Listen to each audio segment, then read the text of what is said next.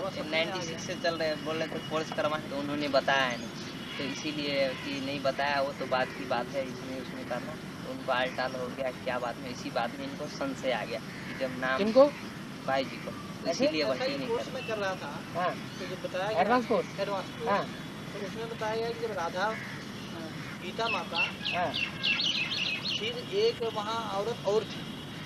ये तो मुरलियों में बातें आती है ना, मुरलियों में जितनी बातें आएंगी उतनी बात तो बताई जाएगी, बाकी तो दीदी दादी बताएं। मुरली में ये बात आती है, और कोई अच्छी अच्छी माताएं थी जो मम्मा बाबा को भी डायरेक्शन देती थी, ड्रिल कराती थी, इससे ये साबित होता है तो मुझे कि यज्ञ के आदि में कोई भागीदार था। अलिफ को अल्लाह, बिला बे को बादशाही, आई तार अल्लाह की, हुआ रेल का राही। तो इस तरह की बातों से ये साबित होता है, एक तो भागीदार ब्रह्मा बाबा और वो व्यक्तित्व था जो मुखिया के रूप में था, जो बाबा की दुकान संभालता था, और दो माताएं कोई और थी। तो दो माताएं कौन थी, उनके नाम थोड़े ही बताए जा सकते हैं। मुर्दी में अगर बाबा ने नाम बता दिया तो सारा क्लियर ही ना हो जाए, फिर तो एडवांस में गुप्त बात कोई रहेगी नहीं। ये तो तब हो सकता है कि जब दीदी दादियां खुद आपस में मिलकर के लेन देन करें और समझने के लिए तैयार हों, तो वो बता सकती हैं कि यज्ञ के आदि में कौन सी मुख्य माताएं थी जो मम्मा को भी कंट्रोल करती थी, दादा लेखराज को भी कंट्रोल करती थी, तब बात क्लियर हो। लेकिन तो आमने सामने बैठने के लिए तैयार ही नहीं, वो हेट ही समझती है कि हाँ हमारी तो बेइज्जती हो जाएगी इनके सामने। बेइज्जती की तो कोई बात ही नहीं है, तो विश्व कल्याण के लिए थोड़ा सा अगर कुछ लगाना पड़े, मान सम्मान अर्पण करना पड़े तो कर देना चाहिए। एक का नाम तो गीता माता था, अब नहीं बता रहे कोर्स में तो बता नहीं, दोनों माताओं में से किसी का सेवक राम का नाम, वो भी ब्रह्मा कुमारी आश्रम में जो बालल बाबा एक किताब छपी थी, बच्चों के बाबा, एक प्रदर्शनी अंक जैसी छपी थी, हाँ, उसमें भागीदार का नाम सेवक राम दिया हुआ है। उससे बात क्लियर हुई कि हाँ बस वो भी उन्हीं दीदी दादियों दादाओं से हमें पता चली। मुरली में तो सेवक राम का नाम ही नहीं आया, भागीदार का नाम आया है बस। एडवांस में बताते हैं तो गलत बात कैसे हम कहते हैं कि उन माताओं का नाम क्या था?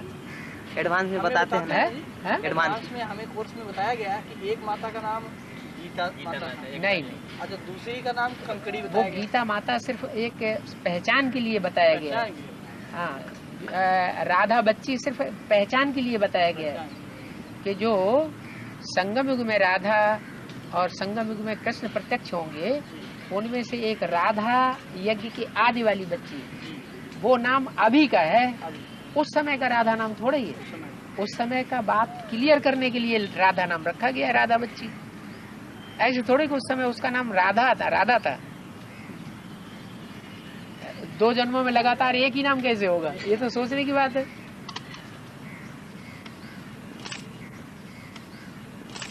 जो गीता माता बताते हैं, जो हाँ वही गीता माता जो बताई गई है, वो तो गीता माता तो ज्यादा पावरफुल होनी चाहिए।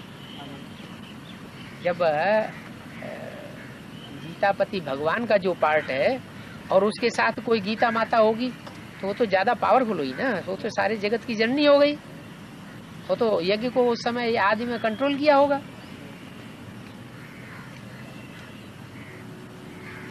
ब्रह्मा बाबा के भी पहले वो माताएं कंट्रोल कर रही थी यज्ञ को, माताओं ने मम्मा को भी कंट्रोल किया है, दादा लेखराज ब्रह्मा को भी कंट्रोल किया है, दोनों माताओं, हाँ दोनों माताओं ने। और वो भागीदार तो उनका खैर बहनोई था ही, ब्रह्मा बाबा का बड़ा था, मान्य पक्ष का था, लेकिन पैसे में कमजोर था, होशियारी में ब्रह्मा बाबा से ज्यादा था। हीरो की दुकान उसकी भी थी, उसकी छोटी दुकान थी, ब्रह्मा बाबा की बड़ी दुकान थी, लेकिन इनको वैराग आ गया तो इन्होंने सारी दुकान छोड़ छाड़ करके उसको भागीदार को सौंप दी। भागीदार 10 साल से इनकी दुकान में काम भी कर रहा था। ब्रह्मा बाबा तो बहुत रहमदिल थे, उन्होंने कहा कि तुम्हारी दुकान चलती नहीं है, आप हमारे यहाँ आ जाओ और दुकान में काम करते रहे ना, उसके बाद हम थोड़ी फ्री हो जाए हैं। उसके बाद पीछे जब ब्रह्मा जो चला गया, हाँ जब ब्रह्मा बाबा ने वहां से छोड़ छाड़ कर, नहीं साक्षात्कार क्लियर हो गए, साक्षात्कारों की बात जब सारी क्लियर हो गई भागीदार से। तो ब्रह्मा बाबा सिंध हैदराबाद चले आए, अपने सत्संग चलाने लगे। दुकान ऑफ करने में कोई टाइम तो लगेगा, एकदम छोड़ के थोड़े चले आएंगे। लाखों की दुकान ऐसे एकदम कैसे छोड़ दें? दुकान बाद में ऑफ करके वो भी चला आया, सारा सौंपा लिया था। हाँ हाँ, वो भी आया। दोनों का सत्संग दोनों के इकट्ठे होकर के चलता रहा सिंध हैदराबाद में। बाद में कोई बच्चे ऐसे ऐड हो गए जिन्होंने उन दोनों में फ्रिक्शन डलवा दिया। ये कराची में जब तीन मूर्तियाँ था कि नहीं था, सिंध हैदराबाद से जब कराची आया, हाँ, तो उस समय में उसी समय तो झगड़ा हुआ था, वहीं पे झगड़ा है। तो ब्रह्मा बाबा अकेले चले गए थे कराची, अपने एक इनका बंगला था, बंगले में जाकर बैठ गए जाके। फिर एक एक दो दो दो दो चार चार करके बहने माताएं जाती रही। सन 47 में जब जो हिंदुस्तान पाकिस्तान की लड़ाई हुई, तो जितनी भी वहाँ भागीदार दोनों में जो झगड़ा हुआ ना, कोर्ट कचहरी हो गई। उस कोर्ट कचहरी के चक्कर में सारी माताएं जो है कन्याएं वो बंदिश में आ गई, बंधन में आ गई। सब सिंध हैदराबादियों ने सब उन कन्या माताओं को बंधन में डाल दिया। वो कन्याएं माताएं जो है बंधन से छूटी ही तब है जबकि हिंदुस्तान पाकिस्तान का बंटवारा हुआ। सिंध हैदराबाद से ब्रह्मा बाबा का कराची आया पहले सबसे पहले। तो उस समय सिंध हैदराबाद सेवक राम और गीता माता राधिपति वही था, वही जब अलग होकर आया। हाँ, तो वो भी साथ साथ आया कि वहीं रह गए 2-3 आत्माएं? नहीं, शुरुआत में तो झगड़ा हुआ है, 2 ग्रुप हो गए। ब्रह्मा बाबा अकेले गए हैं अपने उस बंगले में, बाद में फिर धीरे धीरे गए। झगड़ा हुआ हैदराबाद में हुआ? हाँ, हैदराबाद में कोर्ट कचहरी हुआ। मम्मा तो बाद में निकली है, शुरुआत में थोड़ी निकली है। ओम राधी जो मम्मा है वो शुरुआत में नहीं निकली है, इसलिए शास्त्रों में गायन है कि सरस्वती नदी बीच में निकलती है और बीच में ही गायब हो जाती है। जो प्रजापिता की ग्रुप की आत्मा होगी वो रह गई होंगी कि वो भी चलेगी? सिंध हैदराबाद में अपोजिशन में थी ब्रह्मा बाबा के।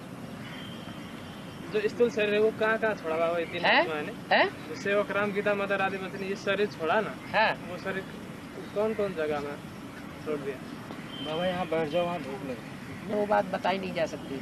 अभी बहुत से राज ऐसे हैं जो आगे खुलने के लिए बाकी है। हर बात का प्रूफ चाहिए। जो अभी बता रहे कोर्स में गीता माता ये सब का नाम बता रहे, वो लोग अपने मन से बता रहे। गीता माता का मतलब यह है कि जिसके द्वारा सारा गीता का ज्ञान ब्रह्मा कुमारी में क्लियर हुआ, ब्रह्मा बाबा को भी क्लियर हुआ। ब्रह्मा को आखिर ये पता कैसे चला मैं ब्रह्मा हूँ? माता के द्वारा। और माता के द्वारा पता चला, इसलिए गीता माता। वो गीता माता होगी, गुणवाचक नाम है। शास्त्रों में जितने भी नाम है गुणवाचक हैं। जैसे जैसे इसने काम किए हैं वैसे वैसे काम के आधार पर उनके नाम पड़े हैं। तो ये फाउंडेशन अभी पड़ रहा है संगम युग में। अभी देवताओं के काम भी डिक्लेयर होने हैं, उनके गुण भी डिक्लेयर होने हैं।